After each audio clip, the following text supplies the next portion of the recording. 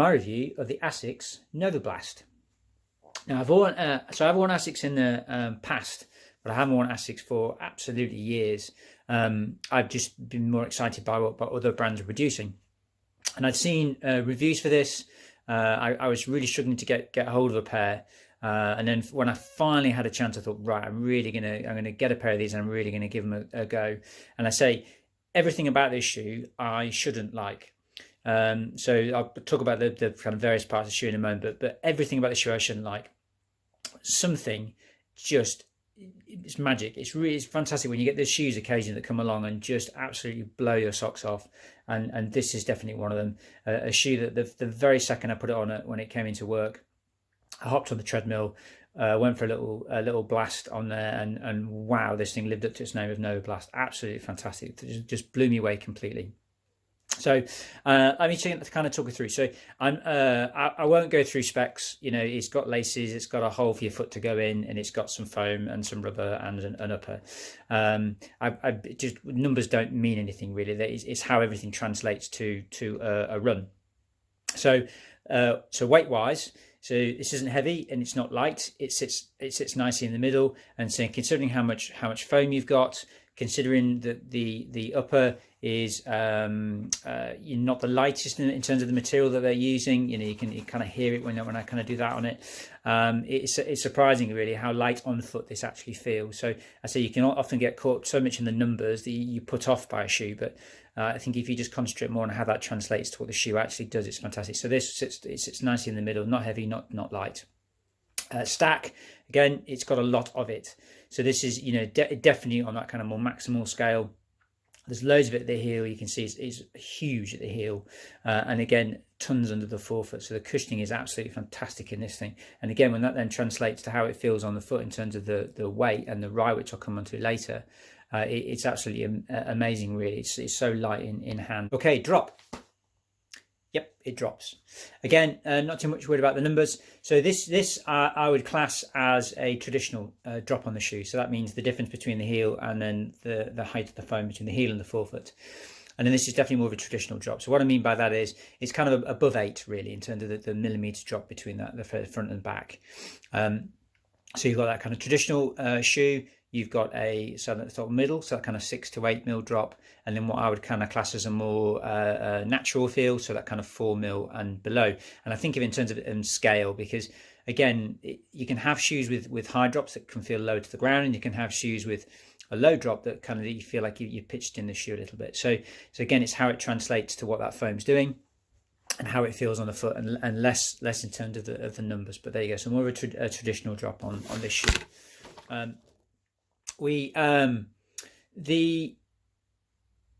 How I've used this shoe, so I've kind of done a bit of everything in it. So I've gone long, which it's been my favorite thing to do with it recently.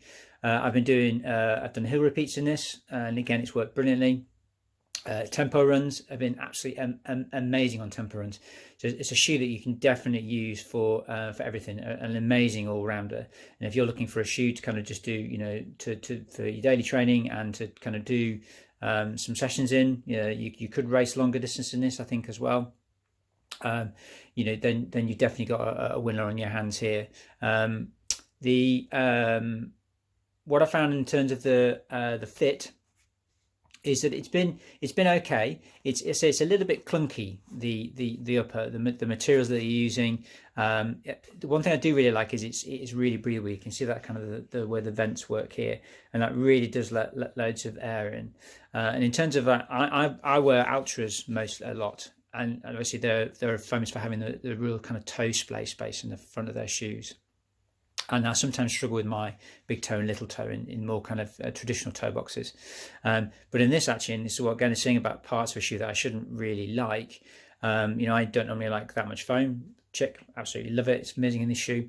I shouldn't like this kind of toe box, and it's a bit bunky, but actually it works fine. I've had no issues on long runs. I've been in 2-hour long runs in this thing, and I've had no issues with my toes when I've got back at all. And I think a lot of that's to do with the height. So it's actually quite a high toe box. So you don't necessarily have loads on the width, although it isn't too bad actually. You've got lots of height in there, so there is room for your toes to kind of to splay and to swell on longer runs. And so again, on that point, I've not been too high. Lockdown has been good. That kind of midfoot feel is okay, and as I've had no issues with the heel, any kind of slippage at all. I've not had to do a runner's knot or anything at all in the shoe. It's been absolutely fine. It's worked really. The materials are I say a little bit kind of a acrylic-y feeling. It feels like this stuff feels a little bit stiff. Which is a shame really, because I say the price point is coming in, you would hope for a slightly better quality upper. But I've had no real issues with fit, not any rubbing, any hot spots, any blisters. I've been really happy with it actually, and I say it's really surprised me again on that kind of fit. Been absolutely fine. Grip wise, so you can see there's not a huge amount of rubber on here. It kind of just goes around the edge, which is great. So again, saves a little bit of weight, and you don't rub where you don't need it. You just got it on those areas where you're going to make contact with the ground. And as you can see, it's got a slight pattern to it, but it's not overly luggy. But I've had no issues with grip at all, and I say that's gone through the kind of some really ropey weeks in the winter, and I've had no issues with slippage other than where any shoe would slip really in those icy conditions on wet grass, and I've been absolutely fine with it, which is amazing for I'm not having a kind of ugly luggy pattern. And in terms of durability, it's got 100 and odd miles on there now, and there's no wear at all, virtually no wear on the outsole, and I absolutely pummel the outside edge normally in the shoes, where I land kind of on my mid to forefoot, and I usually wear down really fast in the shoe. But this is showing absolutely no wear so far. It's absolutely fantastic stuff that they've got on the bottom there. It works really well. Now I'm going to talk about the ride, so I kind of talk about the midsole, and sort of as I hinted at earlier in the video, I normally would shy away from going for such an amount of foam. So one in terms of that kind of drop that I don't particularly like shoes with a kind of clunky feeling heel, and this does feel clunky when you walk around it, but when you run, you don't. It actually feels really good. I think because the geometry and the material of the foam that they're using in this midsole, as soon as you're kind of landing at the back here, you're getting forward so fast, you don't really have time to kind of feel the heel. And I say because I tend to land here on my mid forefoot, anything with a kind of clunky heel, I really kind of feel, because obviously I'm touching here and I can kind of feel this extra weight and bit at the back. But again, with this, I've had no real issues. And I say the amount of foam under the forefoot. Again, I like ground feel. I really like to kind of let my foot really kind of plant itself and naturally kind of push off from the ground. But again, the geometry in this shoe, that kind of spring forward, plus that foam, they've got this really bouncy foam in there. And that's definitely the word I'd use to describe it. I've had no issues at all. I've really enjoyed the ride. And so other shoes that I've tried like this with this kind of stack height, I've often found a bit kind of cumbersome. You're sort of sinking into them, and then you kind of push to get off the ground. And I say this, it just springs you forward, and I've absolutely loved it when I've gone long. Sometimes you have it in a run, you can kind of feel like towards the end of the run your shoes flattening off a little bit, so it doesn't feel as bouncy as the start of the run. Again, no real issues with that at all in this shoe. It feels as good on the first mile as it does on the kind of towards the end of a long run. I said I've been going 2 hours plus in this thing, and been having no issues at all. It's been absolutely fantastic. One thing I will say is, again, like I was saying before about that heel, this kind of bulky heel, it can feel a little bit unstable. So whereas the shoe is kind of propelling you forward and springing you forward, you don't get that kind of contact on the heel, that kind of delay at the heel. But walking around, you can kind of feel, it just feels a little bit unstable, and you feel that sometimes in the run too, that once you kind of run that kind of midfoot coming forward to your toes, it then sort of starts to feel a bit better.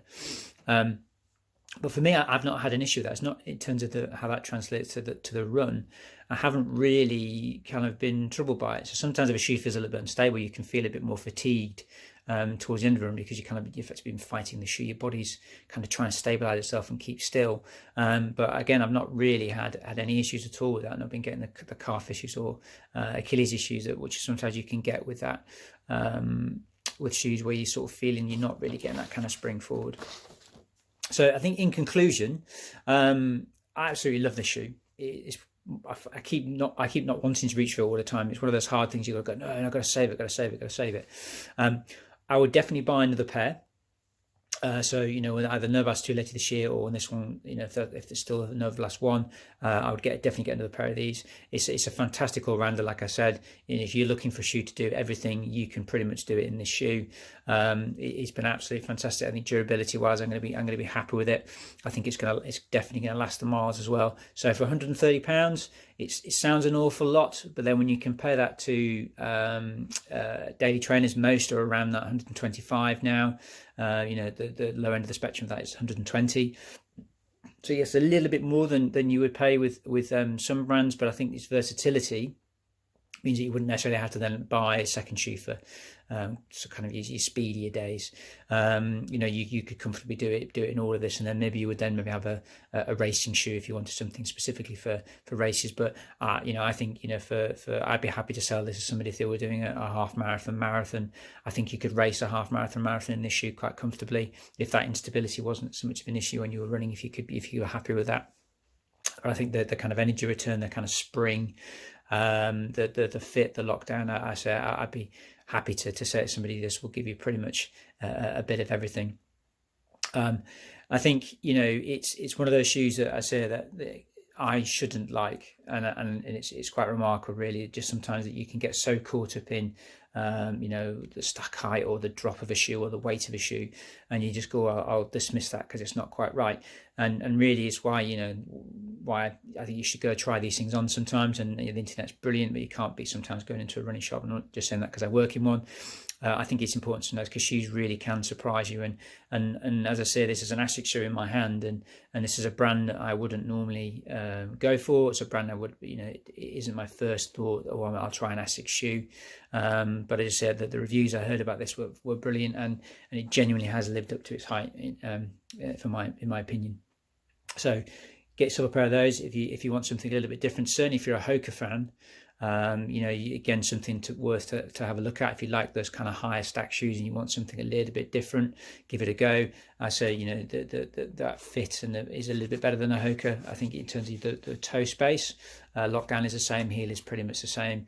And I just say this foam is a little bit springier, but that kind of softness of something like a Clifton, for example, but you get that kind of bit more energy return and you can go a little bit faster, I think, than a Clifton can sometimes feel.